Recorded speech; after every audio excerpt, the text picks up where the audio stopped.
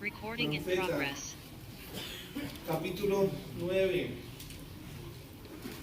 Isaías, capítulo 9, hermanos, versículos del 1 al 7. Isaías, capítulo 9, versículos del 1 al 7. En un momento vamos a dar lectura todos juntos.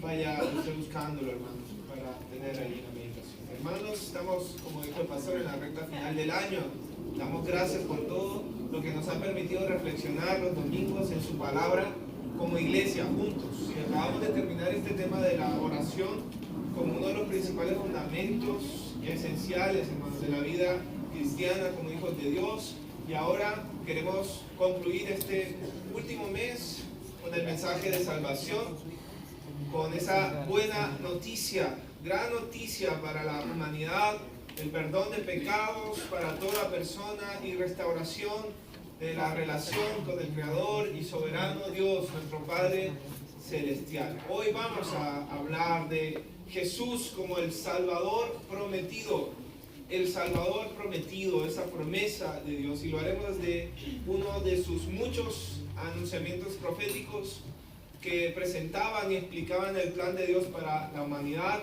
en este caso en Isaías. La intención y deseo del corazón del Padre Celestial se ven plasmados en estas palabras del profeta, que todos puedan tener una relación perfecta, sin obstáculos, con el Padre Celestial, restaurar ese propósito original de la humanidad de estar en una perfecta relación con Dios. Y nos presenta una de las declaraciones más claras de la promesa del Salvador en el Antiguo Testamento. Esta promesa es que Dios hará brillar una luz donde hay tinieblas, cambiará la angustia en alegría, romperá los yugos que los seres humanos no pueden quebrar, que el pueblo no puede quebrar, y levantará un rey cuyo gobierno será justo y permanente. Esta es la esperanza prometida que veremos hoy en Isaías. Y todo esto está unido al rey anunciado, cuyo reino no tendrá fin. Ahora sí, hermanos, leamos juntos estos versículos. Isaías capítulo 9, versículos del 1 al 7. Por favor, si podemos ponernos de pie aquellos que no tengan algún inconveniente, y leemos juntos, hermanos, por favor, hasta el versículo 7. Dice la palabra de Dios. Reina Valera 60, para que todos leamos a la vez. Mas no habrá siempre oscuridad para la que está ahora en angustia, tal como la aflicción que le vino en el tiempo que livianamente tocaron la primera vez a la tierra de Zabulón y a la tierra de Neftalí, pues al fin llenará de gloria el camino del mar, de aquel lado del Jordán, en Galilea de los gentiles. El pueblo que andaba en tinieblas vio gran luz, y los que moraban en tierra de sombra de muerte, luz resplandeció sobre ellos. Multiplicaste la gente y aumentaste la alegría. Se alegrarán delante de ti como se alegran en la siega, como se gozan cuando reparten despojos. Porque tú quebraste su pesado yugo y la vara de su hombro y el cetro de su opresor, como en el día de Madián.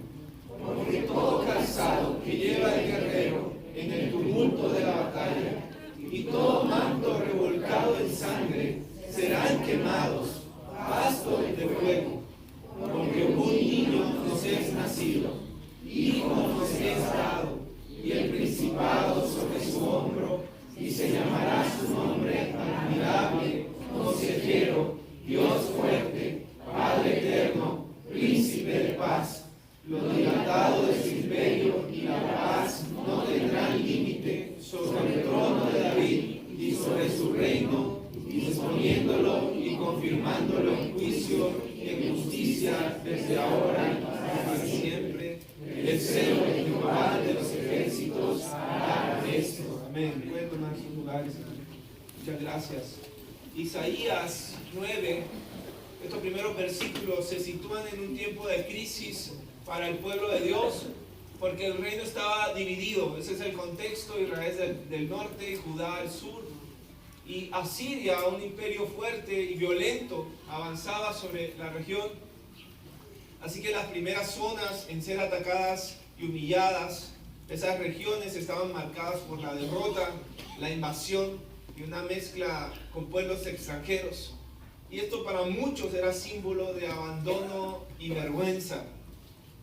Si leemos los capítulos anteriores, el 7 y el 8, les invito a que lo hagan después, hermanos, de Isaías, nos van a explicar cómo el pueblo de Dios y sus líderes habían respondido a esta situación de invasión, a esta situación dolorosa. Ellos, en lugar de confiar en Dios, buscaron soluciones humanas, alianzas políticas, recursos humanos. Y vamos a ver que el rey Acaz rechazó la señal que Dios le ofrecía y prefirió apoyarse con ese imperio fuerte que era Asiria. Así que el profeta Isaías denuncia eso que el pueblo estaba haciendo, eso que los reyes y los líderes estaban haciendo, poniendo su confianza en los recursos humanos, en el ser humano. Y por eso al final del capítulo 8 se describe al pueblo en una situación muy dura. Usted va a leer, hermanos, lo difícil que estaban viviendo: tribulación, angustia, tinieblas y una búsqueda de respuesta lejos de Dios. Es una descripción, hermano, y usted no va a poder leer ese capítulo 8 sin pensar en la humanidad hoy en día. Así que vamos a ver, a través de estos versículos que leímos, tres elementos esenciales en la promesa de Jesús como Salvador. Aquí hay una promesa que acabamos de leer y hay tres elementos allí esenciales en esa promesa. El primer elemento lo vemos en los versículos 1 y 2. La promesa es de luz en medio de la oscuridad. Luz en medio de la oscuridad. Revisen el contexto, hermano. El lenguaje es tinieblas, angustia, sombra de muerte, como una realidad. El pueblo está bajo amenaza externa, disciplinado por Dios. El pueblo está confundido, las personas no tienen dirección, no saben a dónde vas, no saben en qué ha de parar su vida. Es justamente sobre esa realidad que Dios habla por medio de Isaías y afirma: no habrá siempre oscuridad para la que está ahora en angustia. Hermosas palabras de Dios. Y además nos muestra en el contexto que a pesar de que el pueblo ha fallado, a pesar de que el pueblo está sufriendo las consecuencias de su pecado, de sus decisiones alejadas de Dios, a ese mismo pueblo se le da la promesa más grande. La oscuridad no será el estado final. La oscuridad no es el estado final. Dios mismo hará resplandecer una gran luz. El pueblo que andaba en tinieblas vio gran luz, y los que moraban en la tierra de sombra de muerte, luz resplandeció sobre ellos. Hermanos, vemos la condición de este pueblo. Andaba en tinieblas. Caminar en tinieblas significa avanzar sin claridad. Significa muy seguramente tropezar.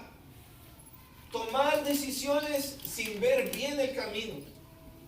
Estar rodeado del peligro. Inseguridad en el futuro, en lo que deparará el futuro. Isaías está diciendo que la vida de este pueblo se está desarrollando en un ambiente total de oscuridad espiritual histórica. No solo hay problemas externos, no solo hay enemigos, sino que hay desorientación interna.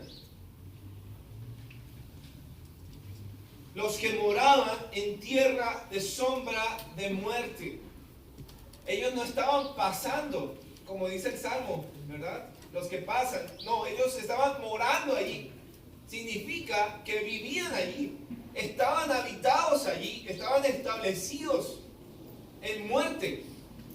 No es alguien que está pasando, sino alguien que está viviendo y está estacionado en un lugar marcado por la muerte, marcado por el olor de la putrefacción, la amenaza, el juicio.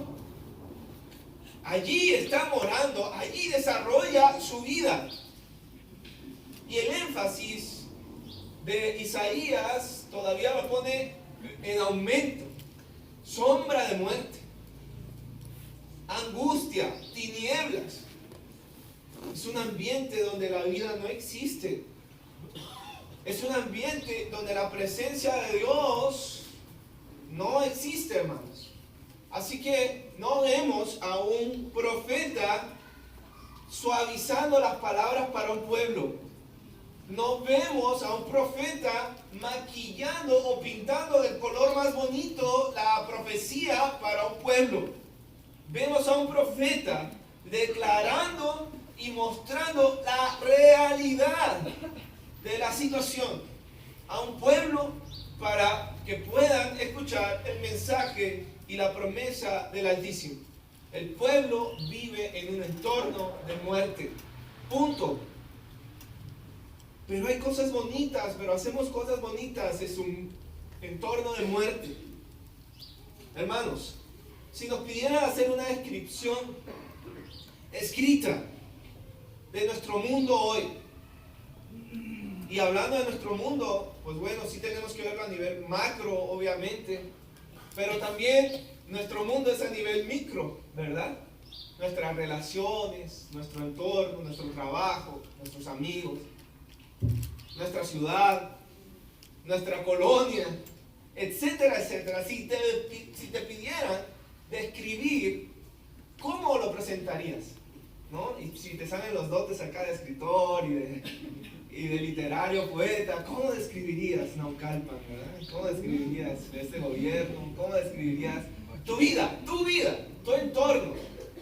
Sin duda que los que estamos en Cristo, en una relación con el Señor, hablaríamos de cosas diferentes, ¿verdad? Esperanzadoras. Pero si nos enfocáramos solamente en ese mundo sin Dios que nos rodea, tendríamos necesariamente, use las palabras que use, debes mencionar dolor. ¿O hay alguien aquí que no sienta dolor? Que no haya experimentado el dolor. ¿Hay alguien aquí que conozca a alguien que no esté experimentando dolor? Cercano. Entonces seguramente tendremos que escribir dolor. ¿Qué más palabras? Angustia, desesperanza, enfermedad, incertidumbre. Uy, sí se despertaron los poetas enseguida. Ya terminamos, hermano, la carta. No, soledad, abandono, frustración, egoísmo, pleitos. No, eso no. Ese no lo borramos. Corrupción, mucho menos, ¿no? Injusticia. ¿Qué escribiríamos? Hermanos, hay un paralelismo increíble en lo que está escribiendo Isaías, aunque esté hablando en esa época, con el mundo de hoy, a nivel macro y a nivel micro, hermanos, en nuestra vida. Es increíble. Aunque Isaías esté describiendo su situación y la situación de ese pueblo en particular, hermanos, muchos hoy van a tratar de suavizar la situación. Muchos, si se les pidiera escribir la situación de su vida, van a poner matices ahí para que no suene tan feo, para que no huela tan feo, para que no se vea tan feo. Y van a poner, no, entonces no pongamos muerte, pongamos falta de vida en momentos difíciles. Cambiemos las palabras. Hermanos, muchos van a suavizar la situación y el ser humano es experto en eso. Eso es lo que vas a ver hoy en día. La descripción de la situación del ser humano, si lo vas a buscar afuera, fuera de la escritura, eso es lo que vas a encontrar. Lo van a disfrazar. Van a hablar de amor, van a hablar de esperanza, no sé basado en qué, pero ellos van a hablar de eso. Lo van a disfrazar. Pero el amor del que hablan es un amor hueco, sin fundamento. Y la esperanza de la que hablan es una esperanza irreal, es una esperanza ficticia, fantasiosa. Y hermanos, es muy grave caer en el engaño de describir a este mundo y describir nuestra situación sin Dios, porque les dije que era sin Dios, de esta manera, presentando lo que el mundo ofrece, levantándolo como si fuera la esperanza, levantando lo que el ser humano ofrece como si ese fuera nuestra seguridad. Es muy grave caer en eso, hermanos, y muchos caemos en esa situación. En vez de poner la esperanza en la esperanza segura que acabamos de leer, la ponemos en lo que este mundo nos ofrece, y esa esperanza compite con la verdad. Esa esperanza usurpa el lugar de la promesa de Dios, la verdadera esperanza que debe alumbrar nuestros corazones. Así que hay muchas lucecitas alumbrando nuestra vida, pero son lucecitas que se apagan y no estamos viendo la gran luz. ¿Qué es lo que el mundo nos ofrece hoy, hermanos? Lo que ha ofrecido siempre. Lo que el ser humano ha buscado desde el inicio que se separó de Dios, desde que le dijo, yo voy por mi camino. Desde que Adán y Eva salieron del Edén, solo hay muerte. Y entonces fue verdad lo que dijo Dios. Y Satanás quedó evidenciado como el padre de mentira. Dios dijo, ciertamente morirán muriendo. Eso fue lo que dijo. Destrucción, asesinato entre familias, entre hermanos, violencia de todo tipo, violaciones sexuales entre hermanos,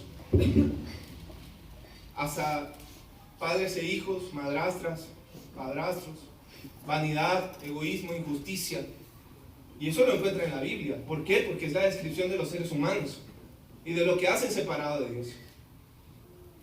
Por eso, inclusive, leemos que la sentencia de Jesús a ser crucificado es por la injusticia, por la corrupción, por la mentira. Y hoy el mundo, el ser humano sigue ofreciendo lo mismo, no ha cambiado nada, hermanos. Seguimos siendo los mismos nativos con un taparrabo de color diferente. Sigue ofreciendo lo mismo. Los gobiernos te ilusionan y te venden la solución al mal con un partido, el rojo, el azul, el verde. Estos son los buenos, te dicen. Estos son los que van a solucionar, y son la misma basura, porque son seres humanos separados de Dios, buscando una plataforma para su enriquecimiento personal, material, pero que no tienen la ley de Dios en sus mentes y en sus corazones. Así que no buscan el bien para la persona, para el ser humano, sino para ellos mismos. El mundo financiero y comercial te ofrece enriquecimiento rápido, inversiones, negocios para sacarte de tu condición de pobreza. A las mujeres se les ofrece hoy la plataforma de emancipación y liberación financiera OnlyFans. ¿A qué costo? Al de la integridad y el valor del ser humano. Las ideologías hoy ofrecen el transgenerismo como la mera paila del guapango, como la panacea de todos los males de la persona, cuando no más es mutilación de cuerpo sano, irreversibilidad de una vida saludable en lo físico, en lo sexual y en lo emocional. Les recomiendo el documental del hermano Samuel Adrián sobre Colombia, fábrica de trans, en su plataforma Fundamento. Las religiones huecas de este mundo, en México, ¿qué te ofrecen? ¿Qué te ofrece el ser humano y la sociedad? Las raíces ancestrales, dicen. Por ahí otros te ofrecen el judaísmo, igualito, el mismo indio con un taparrabo diferente. Te venden los cultos ancestrales como lo puro, lo verdadero, como lo primero, como la solución. Como si toda esa porquería idolátrica viniera directo de Dios. Así te lo venden. Como si el Logos, Cristo, eso hubiera sido lo que ofreció al ser humano. Como si eso viniera de Dios. Las religiones de este mundo centradas en el ser humano, no son más que la negación de la Biblia, que es la palabra de Dios. El logos, la comunicación de Dios.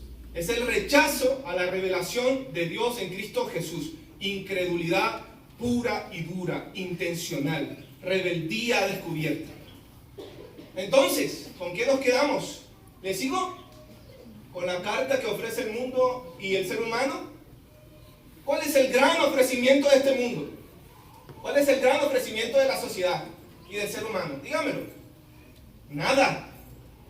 No hay nada en este mundo que se pueda comparar a la promesa de salvación de Dios, porque el mundo está perdido.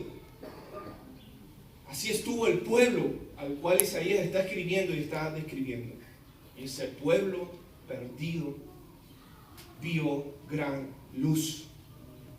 Y luz resplandeció sobre ellos.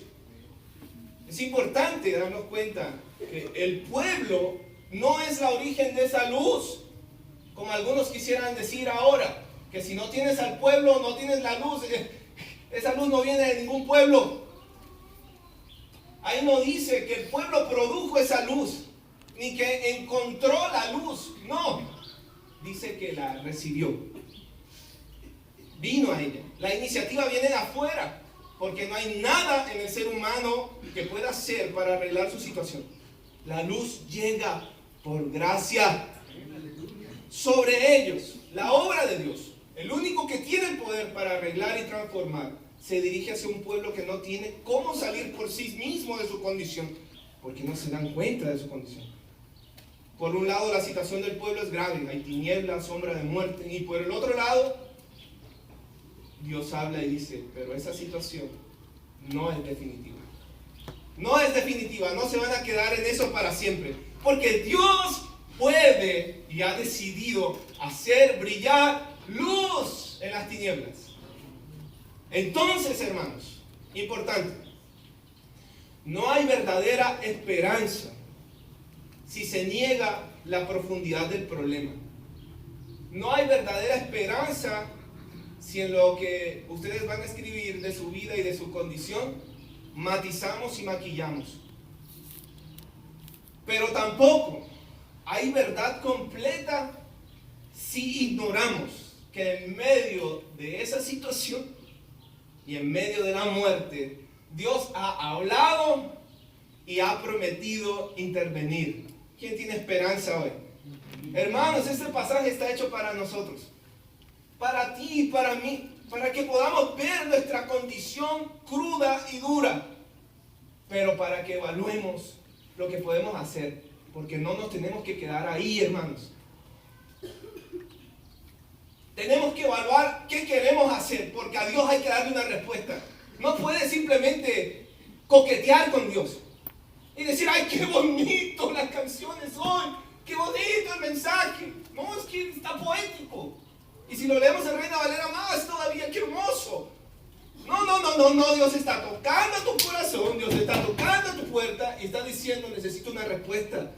Porque no puedes estar en esa condición y seguir disfrutando de este mundo como si fuera la verdadera vida.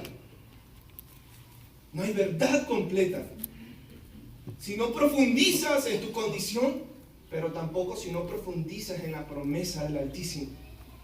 La gran luz es la salvación que Dios traerá. ¿Y sabes cuál es esa promesa? Sigamos. Un niño,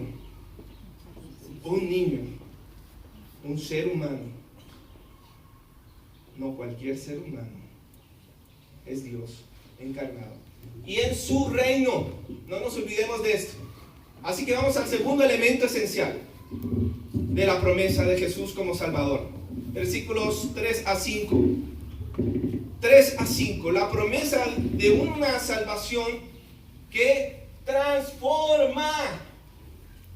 La promesa es luz, pero la promesa también es transformación. Versículo 3. Multiplicaste la gente, dice Isaías. Tú aumentaste el regocijo y acrecentaste la alegría. En tu presencia se alegrarán como se alegran durante la siega, como se regocijan cuando se reparten el botín. ¿Quién hace eso? Dios es quien multiplica, Él es quien aumenta, quien soluciona, Él es la fuente de la alegría. No se atribuye al pueblo ninguna capacidad de producir cambio, ninguna. No hay oportunidad de transformación en el pueblo. La alegría, entonces, no es solo un sentimiento interior lo que está diciendo aquí Isaías, sino el resultado de una obra completa de Dios. Para que no haya duda del tipo de alegría del que se habla, ahí muestra dos escenas Isaías que eran conocidas. Primero la del tiempo de siega y la de la repartición del botín después de una victoria. En ambos casos es lo mismo, momento de plenitud, es hora de gozarnos. La cosecha, provisión y bendición, el botín, triunfo sobre los enemigos, es momento de gozo. Dios no se limita entonces a consolar al pueblo solucionando, vamos a arreglarles el acueducto, vamos a arreglarles tal cosa. No son pintaditas, hermanos.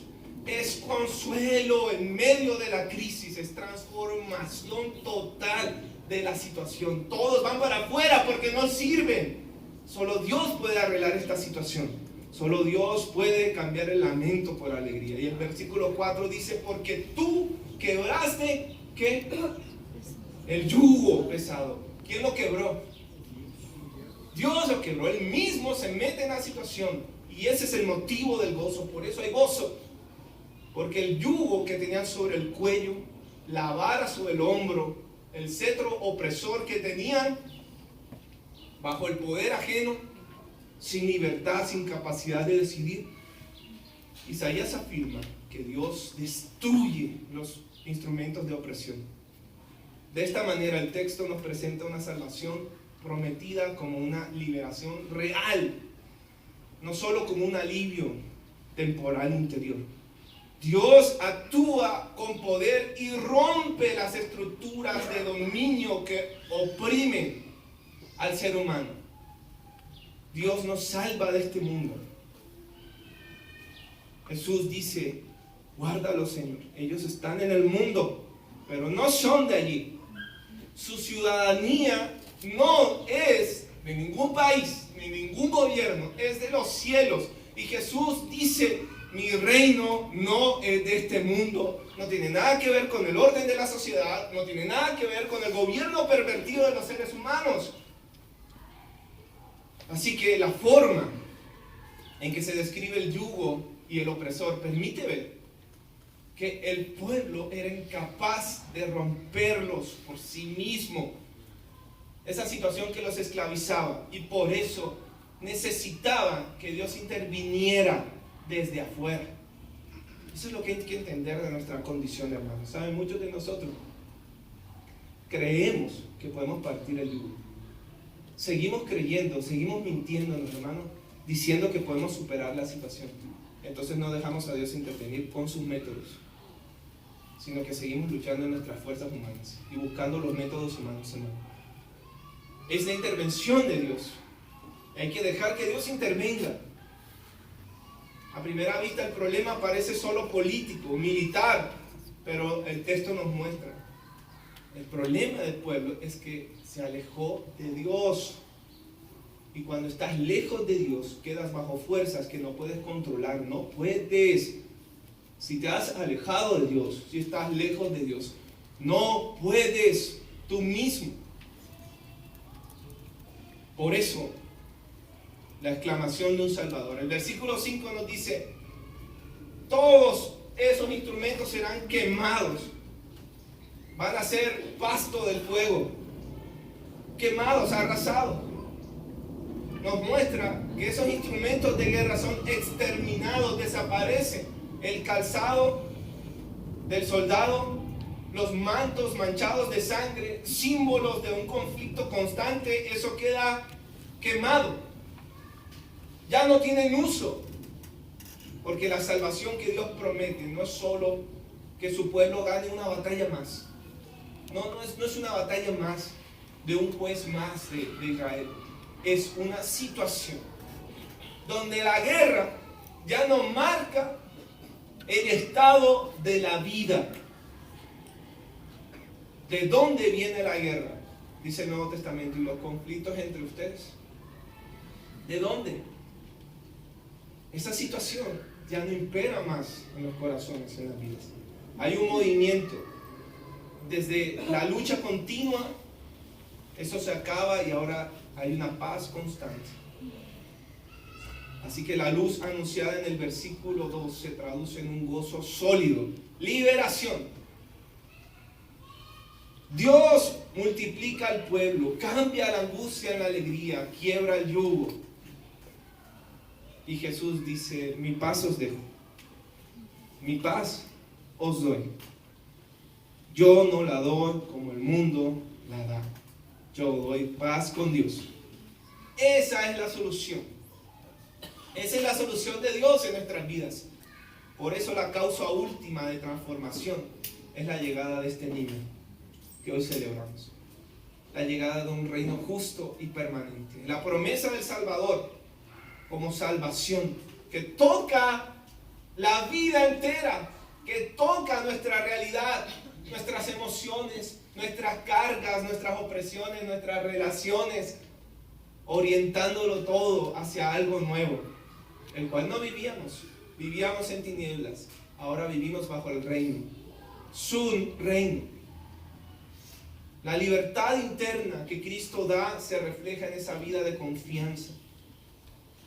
La palabra dice, el mismo Señor dice, no teman a los que puedan matar al cuerpo. Teman a aquel que puede destruir el alma. Aquel que ha sido librado por Dios puede caminar con total confianza en su Salvador, aún en medio del sufrimiento material. Por eso es que la obra de Dios es totalmente diferente. ¿Hay escasez? Hay alabanza. ¿Hay guerra? Hay paz interior. ¿Hay hambre? Hay motivos de adoración al Señor. ¿Hay incertidumbre financiera? Hay total confianza en sus manos. Por eso terminamos con el tercer elemento, hermanos, de esta promesa. Versículos 6 y 7. La promesa es concentrada en el Hijo de Dios. La promesa está concentrada en el Hijo de Dios, el Rey eterno, cuyo reino no tendrá fin. Isaías nos muestra la raíz de todo lo que ha descrito. La luz, el gozo y la libertad y la paz no son simplemente ideas sueltas, sino que está hablando del origen, y es una persona en concreto. Porque un niño nos es hijo, nos es, porque esa es la causa última de transformación prometida. No solo se están cambiando las circunstancias, se nos está dando algo nuevo. Un niño que es nacido, es humano, es real, es alguien que entra a la historia, pero es un hijo que es dado. Es decir, que es un don de Dios, es un regalo de Dios, no es un logro del pueblo, es un regalo que Dios otorga. Y el principado sobre su hombro. Así que este niño no solo nace, sino que recibe autoridad. El principado sobre el hombro indica que él lleva el peso del reino. Y es un contraste con el versículo 4 que leímos, porque el yugo y la vara estaban sobre el hombro del pueblo. Y este niño carga sobre su hombro, ¿qué? El reino. Ahora el niño llevará sobre su hombro el principado. Y la promesa es clara. Dios no solo libera al pueblo de un yugo, sino que establece un nuevo reino concentrado en ese hijo amado, en ese hijo dado. El texto sigue: admirable, consejero, Dios fuerte, Padre eterno, príncipe de paz. Es la identidad de ese niño. Nombres que representan su carácter y su obra. ¿Saben? Los detractores del cristianismo en todas las épocas, desde el siglo III en adelante, están inventando que los cristianos tomaron la historia de la Navidad de otras civilizaciones. No, es que allá está el Dios, entonces agarraron lo mismo y se crearon un cuento ahí, y por eso celebran Navidad. Hermanos, la verdadera Navidad es que se nos ha dado un hijo. Es que se nos dio un niño. El nacimiento de este niño que creció como un hombre, como un ser humano, pero que también murió, pero que también resucitó. Así que no es un niño cualquiera. Su identidad es, primero, admirable consejero. No es cualquier niño. Supera a cualquier rey humano. Su consejo no se basa en la política, sino en la voluntad de Dios. Dios fuerte. Jesús es llamado Dios fuerte. Él actúa con el poder de Dios, no solo con una fuerza humana. Él es Padre eterno. Ese es el Rey que cuida a su pueblo con amor tierno, de forma constante. No nada más por un tiempo limitado. Tiene hijos adoptados. Es el Padre que cuida siempre de sus hijos hasta el fin. Y es príncipe de paz, señalando que esa paz que proviene de Él es la única que puede sostener nuestra relación con Dios. Sigue lo dilatado de su imperio, y la paz no tendrá límite sobre el trono de David y sobre su reino, porque el reino de este hijo es amplio, es estable, no tiene límite. No habrá una frontera final, no habrá una fecha de caducidad para su dominio. Para la paz que Él trae será para siempre. La referencia al trono de David nos muestra esa promesa hecha a David, que un descendiente suyo será confirmado para siempre como reinante. Así que no es un rey más en la lista de Israel, sino es el rey que cumple las expectativas que Dios había sembrado antes en la historia de Israel, y que ahora cumple en el Israel de Dios, su iglesia. Isaías añade que su reino será confirmado. ¿Qué? Confirmado, lo tienen allí, hermanos, en juicio y en justicia. ¿Cuándo? Desde ahora y para siempre. No es un dominio arbitrario, no es corrupto, es un juicio y justicia alineado con el carácter de Dios.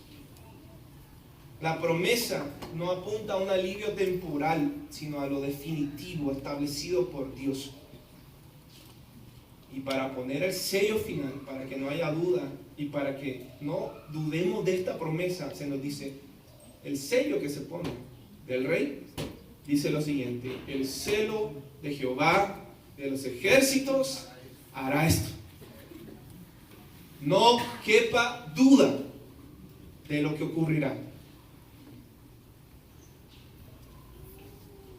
Es el compromiso de Dios, es su propia palabra, el cumplimiento de su logos, de su promesa. Eso no depende de nada humano, sino de la divinidad.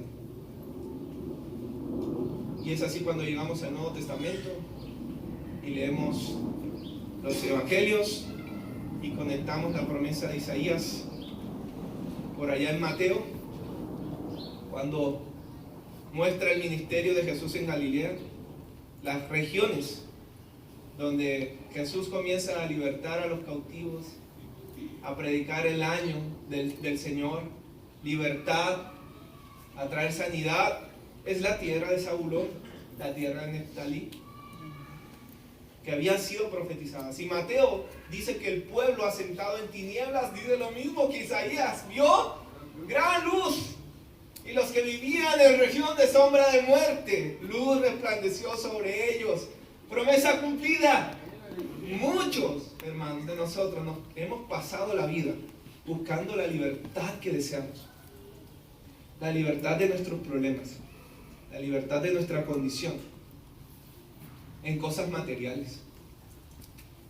Nos las hemos pasado buscando la paz que necesitamos en relaciones amorosas, en amistades.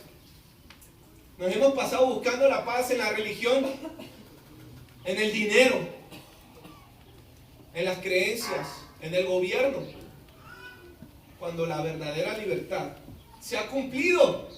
La verdadera promesa se ha cumplido, y es una persona, su nombre, quien trae verdadera libertad, porque la verdadera libertad es una relación perfecta con Dios, la cual se puede cumplir solamente a través del sacrificio de Cristo. Relación sin obstáculos, perfecta comunión y relación con el Padre. Solo se logra aceptando a Cristo como pastor, como Rey soberano. Y por eso no dejamos de celebrar Navidad, hermanos. Así que no se deje de cualquiera que empiece a hablar mal de la Navidad, como si la Navidad tuviera que ver con ciertos personajes y con ciertas fantasías, hermanos. No tiene nada que ver con eso. La Navidad tiene que ver con el cumplimiento de esta promesa en la persona de Jesús. Buenas noticias de gran gozo para la humanidad. Así que hemos visto 3 elementos esenciales de la promesa de Jesús como Salvador. Esa promesa es de luz en medio de la oscuridad. Esa promesa es de transformación de las circunstancias y de nuestra vida. Y esa promesa está centrada en Jesús, el Rey eterno, cuyo reino no tendrá fin. El evangelista afirma que la gran luz prometida en Isaías es Cristo mismo. Lo que Isaías anunció, Jesús lo vuelve realidad visible. Dios cumple su palabra, haciendo que su Hijo, la luz verdadera, se manifieste en la oscuridad de los hombres para darles nueva vida. La pregunta para ti y para mí hoy es: ¿quieres que esa promesa se haga realidad en ti? ¿O quieres seguir creyendo en fantasías y en cuentos? ¿Quién quiere aceptar el regalo de libertad, sanidad, restauración, transformación y vida que solo Cristo da? ¿Quién quiere seguir en la búsqueda con lo que los seres humanos ofrecen?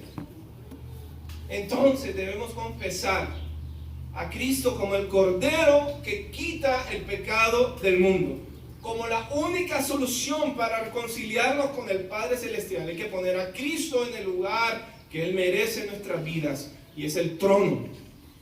El único que puede traernos paz duradera, el único que puede traernos libertad, descanso a nuestra debilidad y a nuestro dolor, que puede quitar el poder del pecado y de la muerte, es el Señor. ¿Quieres esa libertad? ¿Quieres ser salvo de toda maldad? Tan solo hay poder en Jesús. ¿Quién nos puede dar perdón y un nuevo corazón? Dice el canto: solo de Jesús la sangre. ¿Quién nos puede perdonar? Jesús nació, y esa es la razón que celebramos. Eso es Navidad, nacimiento. Pero cuando celebramos, también anunciamos su muerte hasta el día que Él venga. Porque los sabios del Oriente trajeron incienso, oro y mirra, anunciando la obra, la vida y el ministerio de este Salvador. Simeón es un personaje que cuando yo leo eso siempre me enternece. En el Evangelio de Lucas, este hombre exclama, agarrando a Jesús en brazos todavía como un bebé, y se le salen las lágrimas, y exclama agradeciendo al Padre con gran alabanza, y le dice algo que creo que todos, es necesario que todos nosotros necesitemos exclamar un día en nuestra vida. Exclamó con lágrimas y agradecido y dijo, y lo puedes hacer así tú también en esta Navidad, viendo al niño, le dice: gracias, Padre, porque en medio de tanta oscuridad, de tanto dolor, en medio de valle de sombra de muerte, gracias porque permitiste que mis ojos vieran tu salvación. Me permitiste ver la solución a los problemas. Y hoy el Padre Celestial, aquí, te está permitiendo ver su salvación en Cristo Jesús. Hoy aquí el Padre Celestial te está permitiendo ver la solución a tu situación. Y la única pregunta es: ¿aceptarás esa solución? ¿Aceptarás esa salvación? Debes confesarlo como Salvador, para que puedas gritar de alegría: gracias, Dios, porque mis ojos hoy han visto tu salvación.